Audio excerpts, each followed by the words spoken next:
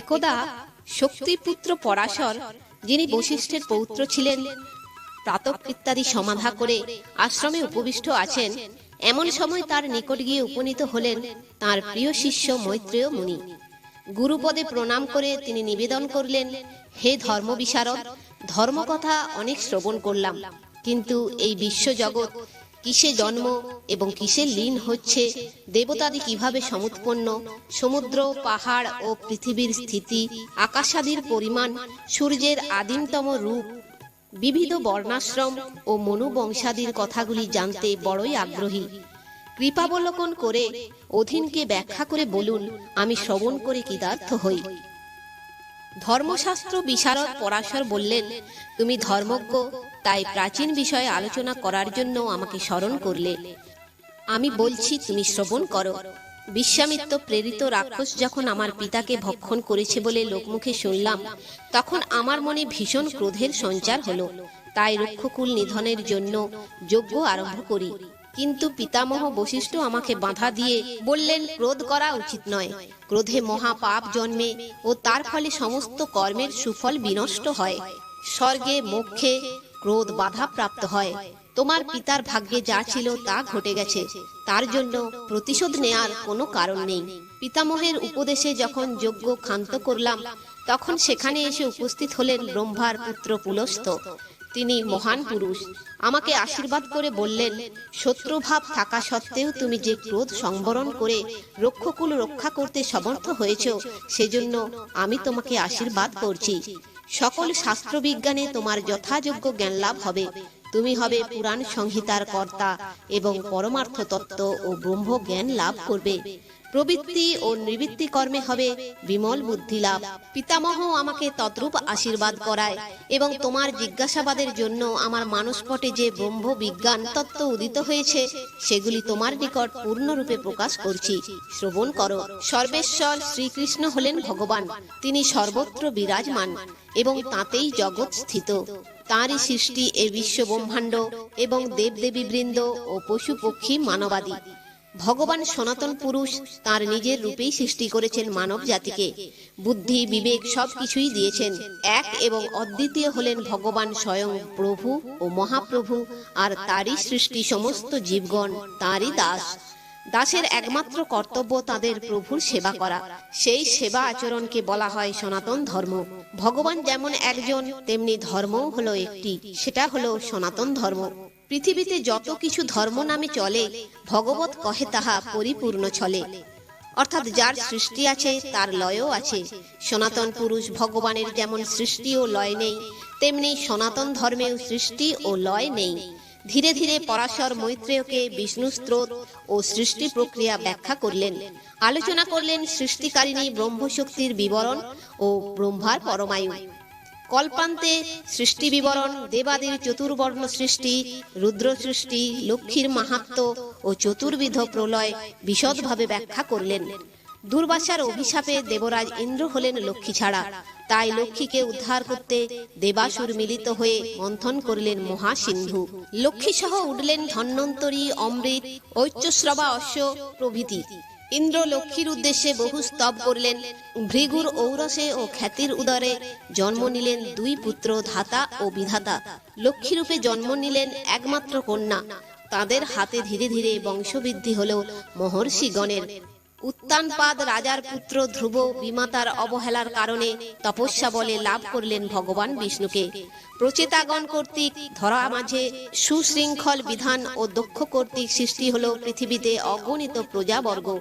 আর কশ্যপ মুনি হতে আদিত্যাদি ও দৈত্যগণের উদ্ভব হল। হরিভক্তিহীন হিরণ্যকশিপুর চার পুত্র, তাদের মধ্যে প্রহ্লাদ কনিষ্ঠ। বাল্যকাল থেকে প্রহ্লাদ অতিশয় কৃষ্ণ ভক্ত। কৃষ্ণের নাম স্মরণ করতেই তার চোখে জল আসে। কৃষ্ণের প্রতি যাতে তার মন বিরূপ হয়, সেজন্য হিরণ্যকশিপু তাকে খণ্ড ও অমর্ক নামক দুই গুরুর হাতে তুলে দিলেন। কিন্তু তাতেও প্রহ্লাদের কৃষ্ণ ভক্তি দূর হল না। হিরণ্যকশিপু তখন প্রহ্লাদকে হত্যা করার সংকল্প করে হাতির পায়ের তলায় ফেললেন, মহাসমুদ্রে ফেলে দিলেন, বিষ খাওয়ালেন। তাতেও প্রহ্লাদের মৃত্যু হল না। কৃষ্ণ নাম করে প্রহ্লাদ মৃত্যুর হাত থেকে উদ্ধার পেলেন। প্রহ্লাদ জানালেন কৃষ্ণ সর্বত্র বিদ্যমান, এমনকি স্ফটিক স্তম্ভের মধ্যেও তিনি আছেন। তাই শুনে হিরণ্যকশিপু ফটিক স্তম্ভে পদাঘাত করতেই তার ভেতর থেকে বের হয়ে এলেন ভগবানের চতুর্ভুজ নৃসিংহ মূর্তি। সেই বিরাট আকার মূর্তি হিরণ্যকশিপুকে উরুর উপর রেখে তার উদর চিরে তাকে হত্যা করলেন। প্রহ্লাদ তপযোগে বিষ্ণুপদ লাভ করলেন। তারপর পরাশর মুনি মৈত্রেয়কে দৈত্য বংশ, কশ্যপ হতে পশুপক্ষী সরীসৃপাদির সৃষ্টি ও বায়ুর উৎপত্তির কথা ব্যাখ্যা করলেন। সেই সাথে জানা গেল নারায়ণের শ্রীবৎস চিহ্ন ধারণের মাহাত্ম্য। Hello friends, welcome to my channel বৈদিক প্ল্যানেট। কেমন আছেন সবাই? আশা করি আপনারা সবাই খুব ভালো আছেন, সুস্থ আছেন, শান্তিতে আছেন এবং যে যার নিজের জীবন আনন্দে অতিবাহিত করছেন। বন্ধুরা, আমার এই চ্যানেলে সহজ বাংলা ভাষায় বিভিন্ন প্রকার হিন্দু শাস্ত্র যেমন বেদ, উপনিষদ, পুরাণ, রামায়ণ, মহাভারত, গীতা ইত্যাদি বিভিন্ন প্রকার ধর্মগ্রন্থ নিয়ে আলোচনা করা হয়। আপনারা যারা এই শাস্ত্রগুলি সম্বন্ধে জানতে ইচ্ছুক কিন্তু পড়ার জন্য সময় পান না, তারা এই চ্যানেলের ভিডিওগুলি দেখতে পারেন। তো বন্ধুরা, আজকে আমাদের আলোচনার বিষয় বিষ্ণু পুরাণের সার অংশ। তো আসুন পরবর্তী অংশ শুনে নেওয়া যাক। প্রহ্লাদ তপযোগে বিষ্ণু পদ লাভ করলেন। তারপর পরাশর মুনি মৈত্রেয়কে দৈত্য বংশ, কশ্যপ হতে পশুপক্ষী সরীসৃপাদির সৃষ্টি ও বায়ুর উৎপত্তির কথা ব্যাখ্যা করলেন। সেই সাথে জানা গেল নারায়ণের শ্রীবৎস চিন্তা ধারণের মাহাত্ম্য। প্রিয়ব্রত কথা ও ভরত বংশ হতে ভারতবর্ষের বিবরণ সহ সপ্ত পাতাল, অনন্তের গুণ বর্ণন, নরক বর্ণন ও হরিনাম স্মরণে সর্বপ্রায়শ্চিত্রের কথা ব্যাখ্যা করলেন। দিবাকরে বিষ্ণু শক্তির আবির্ভাব ও বিষ্ণুর শিশু মারাকৃতি দিব্যরূপ ও চন্দ্রাদির রথ বর্ণিত হল। ঋষভ পুত্র ভরত যৌবনে পঞ্চজনী নামক কন্যাকে বিয়ে করেন।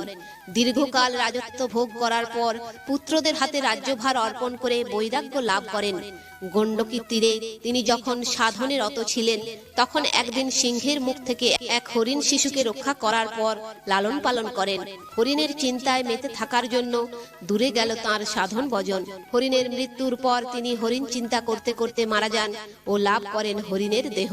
পরে গণ্ডকীতে আত্মবিসর্জন দিয়ে তিনি হরিণ দেহ ত্যাগ করে এক ব্রাহ্মণ সন্তান রূপে জন্মগ্রহণ করেন। ব্রহ্মার পিতার মৃত্যুর পর ভ্রাতারা তাকে জড় অথচ বলিষ্ঠ দেখে নিযুক্ত করল কৃষিকর্মে। একদা চোরেরা তাকে ধরে নিয়ে গেল কালীর নিকট বলিদান দেবার জন্য। মহাকালী হরিভক্ত ভরতকে রক্ষা করে চোরেদের প্রাণ নাশ করলেন। তারপর সিন্ধু সৌবীরের রাজা রহুগণ ভরতের দ্বারা পালকি বহালেন। এই সময় সুযোগ পেয়ে ভরত জড়ত্ব ত্যাগ করে রহুগণকে তত্ত্বজ্ঞান দান করলেন। এই ভরতই পুরাণে জড় ভরত নামে খ্যাত। ভরত হতেই ভরত বংশের উৎপত্তি। পাণ্ডবগণ এই বংশেরই সন্তান। শাস্ত্র বিশারদ পরাশর আলোচনা করলেন সাবরনাদি, মন্বন্তর ও কল্প পরিমাণ। যুগভেদে ব্যাসদেব ভিন্ন ভিন্ন রূপে আবির্ভূত হয়ে বেদ বিভাগ করেন। জৈমিনীয় করেন বেদ শাখার বিভাগ। ভৃগুকুল, সমুদ্ভব, ঔর্ব ও সাগরের কাহিনী ব্যাখ্যা করে পরে মহামুনি চতুরাশ্রম ধর্ম, জাতকর্মাদি ক্রিয়া, কন্যা লক্ষণ ও বিবাহ বিধির উপদেশ দিলেন। গৃহস্থের সদাচার বিধি ও স্ত্রী সংসর্গেরও কথা ব্যাখ্যা করলেন। গৃহস্থের নিত্যক্রিয়া, দাহ, অশৌচ, একদিষ্ট ও সপিণ্ডকরণ ব্যবস্থা, শ্রাদ্ধ বিধি, শ্রাদ্ধীয় মাংস নিরূপণ, লগ্ন লক্ষণ প্রভৃতি। যুবন্যাস রাজা মুনিদের মন্ত্রপুত বাড়ি সন্তান সম্ভবা কারণে তার স্ত্রীকে না পান করতে দিয়ে ভুলবশত পিপাসা হেতু নিজে সেই জল পান করে হলেন গর্ভবান। তার গর্ভে জন্ম নিলেন রাজা মান্ধাতা। তিনি বাল্যকালে মায়ের স্তনের পরিবর্তে ইন্দ্রের অঙ্গুলি চুষে দেহ ধারণ করেছিলেন। আলোচিত হল জল নিবাসী সৌরভী মুনির অত্যাশ্চর্য কাহিনী। শক্তিশালী হৈহয় ও তালজঙ্ঘের পাশে পরাজিত অযোধ্যার রাজা বাহু যখন পত্নী সহ বনগমন করেন, তখন তাকে আশ্রয় দিয়েছিলেন মহামুনি ঔর্ব। বাহু পত্নীর গর্ভে 7 মাসের সন্তান থাকা সত্ত্বেও রাজা তাকে বিষ পান করান। কিন্তু রাজা বাহু প্রাণত্যাগ করার পর তার পত্নী সহমৃতা হতে গেলে ঔর্ব বাধা দিয়ে রক্ষা করেন। তত্ত্বদর্শী মহামুনি ঔর্ব জানেন রানীর গর্ভে আছে অতি বিক্রমশালী সন্তান। কালে গরল সহ সন্তান প্রসব হলে তার নাম রাখলেন সগর। ঔর্ব তাকে বেদশাস্ত্র অধ্যয়নের সাথে সাথে ভার্গব বাক্য আগ্নেয়াস্ত্র দান করলেন। তারপর মায়ের নিকট পিতার দুরাবস্থার কথা শুনে সগর যুদ্ধ করে নিহত করলেন তার পিতৃবৈরীদের। এক সময় সগর অযোধ্যায় রাজা থাকাকালীন আরম্ভ করলেন অশ্বমেধ যজ্ঞ। কপিল মুনি কর্তৃক সেই অশ্বের কারণে ভস্য হলেন সগর রাজার 60,000 সন্তান। পরে তাঁর সুযোগ্য বংশধর ভগীরথ বৈকুণ্ঠ থেকে তপস্যা যোগে পতিত পাবনী গঙ্গাকে পৃথিবীতে অবতরণ করালেন। উদ্ধার হলেন তার পূর্বপুরুষগণ। তারপর চন্দ্রবংশ কথা প্রসঙ্গে তারাহরণ, অগ্নিত্রয়োৎপত্তি, পুরুরবা ও জহ্ন মুনির বংশ বিবরণ আলোচনা করলেন। রজে ও দৈত্যগণের যুদ্ধ, ক্ষত্রবৃদ্ধের বংশাবলী ও নহুষ ও যজাতির উপাখ্যান প্রকাশ করলেন। ক্রমে ক্রমে সূর্যবংশীয় নৃপতি ভগবান রামচন্দ্রের কীর্তি কাহিনী বর্ণনা করে পরশুরাম, কার্তবীর্যার্জুন, বিশ্বামিত্র প্রভৃতির কাহিনী সবিস্তারে বর্ণনা করলেন। তারপর যজাতির বিবরণ, পুরু বংশ কথা, রন্তি দেবের কাহিনী, জরাসন্ধ, যুধিষ্ঠির ও দুর্যোধনের মনোরম উপাখ্যান বললেন। এই রূপে সূর্যবংশ ও চন্দ্রবংশের সমুদয় কাহিনী ব্যাখ্যা করার পর যদুবংশের কাহিনী আরম্ভ করলেন। চন্দ্রবংশীয় রাজা নহুষের পুত্রদের মধ্যে অন্যতম ছিলেন যজাতি। তার 5 পুত্র যদু, তুর্বুস, অনু, দ্রুজ এবং পুরু। যদু হতে বংশের উৎপত্তি বলে যদুবংশ নাম। স্বয়ং ভগবান শ্রীকৃষ্ণ এই যদুবংশে আবির্ভূত হয়েছিলেন। পৃথিবী যখন অধর্মের ভারে পীড়িতা, তখন দেবগণকে সঙ্গে নিয়ে পদ্মজনী ব্রহ্মা ক্ষীরোদের কুলে ভগবানের উদ্দেশ্যে তপস্যা আরম্ভ করলেন। ভগবান শ্রীহরি তাদের তপস্যায় তুষ্ট হয়ে বললেন, দুষ্টকে দমন ও শিষ্টকে পালন বা রক্ষা করার জন্য আমি যদুবংশের মহাভাগবত প্রবর বসুদেবের গৃহে আবির্ভূত হব। এক অংশে কৃষ্ণ রূপে দেবকী গর্ভে ও অন্য অংশে শঙ্কর্ষণ রূপে রোহিণীর আলোয়ে উদয় হব। এই বাক্য অনুযায়ী ভগবান যথাসময়ে ভক্তিমতী মায়ের জঠরে আশ্রয় নিলেন। তখন মথুরার রাজা ছিলেন দুষ্টমতি কংসাসুর। তার ভগিনী দেবকীর সাথে হয় বসুদেবের শুভ পরিণয়। বিবাহের শেষে কংস যখন তাদের নবদম্পতিকে রথে নিয়ে যাচ্ছিলেন, তখন আকাশবাণী শোনা গেল, দেবকীর অষ্টম গর্ভের সন্তান হতে হবে কংসের নিধন। সেই কথা শুনে কংস দেবকী ও বসুদেবকে কারাগারে আবদ্ধ করে রাখলেন। কারাগারে দেবকীর 6টি সন্তানকে হত্যা করেন কংস। সপ্তম গর্ভে অনন্তদেব এসেই চলে গেলেন রোহিণীর উদরে। কংস এটা বুঝতে পারল না। তারপর দেবকীর অষ্টম গর্ভে আবির্ভূত হলেন স্বয়ং ভগবান নারায়ণ। তার মায়ায় বিশ্ব সংসার মুগ্ধ। ভাদ্র মাসের কৃষ্ণাষ্টমীর বৃষ্টিমুখর গভীর নিশীতে বসুদেব সেই নবজাত শিশুকে সঙ্গে নিয়ে চলে গেলেন গোকুলের নন্দ মহারাজের গৃহে। সেদিন মহাবিষ্ণুকে সাথে নিয়ে স্বয়ং মহামায়া আবির্ভূতা হয়েছিলেন মা যশোদার জঠরে। বসুদেব কৃষ্ণকে সেখানে সুতিকা গৃহে যশোদার কাছে রেখে নিয়ে এলেন শিশুকন্যা রূপী যোগমায়াকে। এসব গোপন সংবাদ কেউ জানতেও পারেনি।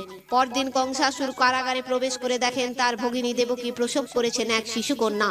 ক্রোধবশত কংস সেই কন্যাকে শিলাতলে আছড়ে মারতে উদ্যত হলে কন্যা আকাশপথে অদৃশ্য হয়ে গেলেন এবং বলে গেলেন, তোমারে বধিবে যে গোকুলে বাড়িছে সে। এই কথাটা শুনে কংস বিস্মিত হলেন। এদিকে নন্দালয়ে শ্রীকৃষ্ণের জন্মের পূর্বে মা রোহিণীর গর্ভে উদয় হলেন সিদ্ধযোগী স্বয়ং অনন্তদেব বলদেব রূপে। মহাভয়ে ভীত হলেন কংস। কোথায় সেই নারায়ণ শিশুরূপে জন্মগ্রহণ করেছে? পুতুনা নামে এক ভীষণা রাক্ষসীকে আদেশ দিলেন কৃষ্ণকে মারবার জন্য। পুতুনা মায়া বলে সুন্দরী ব্রজকুল রমণীর বেশ ধারণ করে স্তনে বিষ মাখিয়ে কৃষ্ণকে মারতে গিয়েছিল, কিন্তু কৃষ্ণ না মরে মারল পুতুনা রাক্ষসী। বাল্যকালে শ্রীকৃষ্ণ বহু রকমের অদ্ভুত অদ্ভুত কাজ করেছেন। তিনি বধ করেছিলেন কংসের বহু চর অনুচরকে। তার হাতে নিহত হলো তৃণাব বর্তাসুর। শকট ভঞ্জন করলেন তিনি জমালয় অর্জুন। উদ্ধার করেছেন বালক শ্রীকৃষ্ণ। কৃষ্ণ ভগবান হলেও অপরাপর গোপ বালকদের মতো ব্রজধামে লালিত পালিত হতে থাকেন। গোপ বালকদের সাথে গোচারণে গিয়ে কংস প্রেরিত বৎসাসুর, বকাসুর আর অঘাসুরকে হত্যা করলেন শ্রীকৃষ্ণ। আর দুরন্ত ও বিষাক্ত কালীয় নাগকে দমন করলেন। তাই গোপীগণ ছিলেন কৃষ্ণগত প্রাণা। বৃষ্টির জন্য গোপগণ প্রতি বছর ইন্দ্র পূজা করতেন। একদা শ্রীকৃষ্ণ সে পূজা বন্ধ করায় ইন্দ্রের ক্রোধ হলো। সেজন্য ইন্দ্র এত বজ্র বিদ্যুৎ সহ বৃষ্টিপাত ঘটালেন যে তাতে ভয়ত্রস্ত হয়ে পড়লেন গোপগণ। শ্রীকৃষ্ণ তখন গোবর্ধন গিরি ধারণ করে ইন্দ্রের দর্প চূর্ণ করলেন এবং বুঝিয়ে দিলেন বৃষ্টি হয় প্রাকৃতিক কারণে। অবশেষে অনেক চেষ্টা করেও কংস যখন শ্রীকৃষ্ণকে বধ করতে অসমর্থ হলেন, তখন তিনি মনে মনে এক কৌশলের আশ্রয় নিয়ে ধনুর্যজ্ঞের আয়োজন করলেন।